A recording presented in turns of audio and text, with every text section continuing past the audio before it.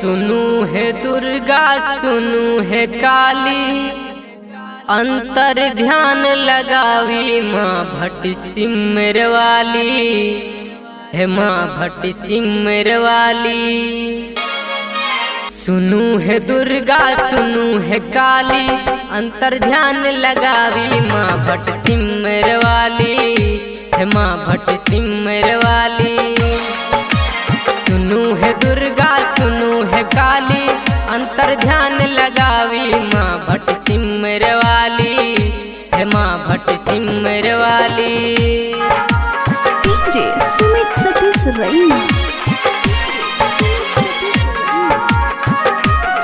अभी आप सुन रहे हैं झंझारपुर से मिथिला रिकॉर्डिंग स्टूडियो की शानदार प्रस्तुति। माँ के उतर में नीलमणि बाबा रहे छन, माँ के उतर में नीलमणि बाबा रहे छन। ओतए सकलस उठायब माँ के चढ़ायब माँ भट्ट सिमर वाली है, माँ भट्ट सिमर वाली।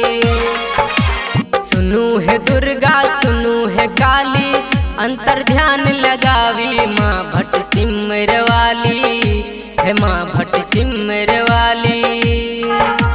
डीजे सुमित सतीश रैना।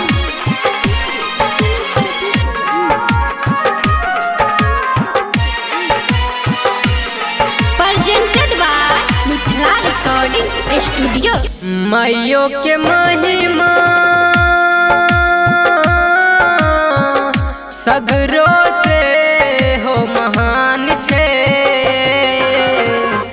माइयों के महिमा सगरो से हो महान छे।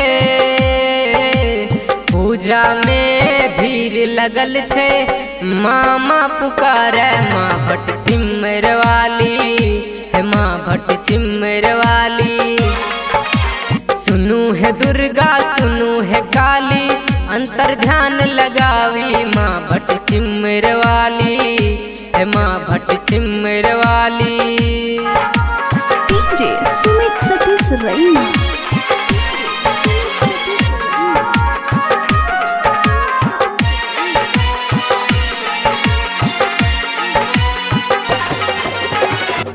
हमरा मैया दो दिया महल अटारी, हमरा मैया दो दिया महल अटारी। कही कही का थक थकलौं गरीब गावी सुनावी माँ भट्ट सिमर वाली है, माँ भट्ट सिमर वाली।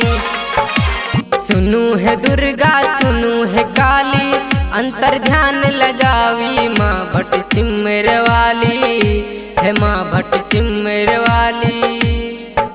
Presented by Mithila recording studio.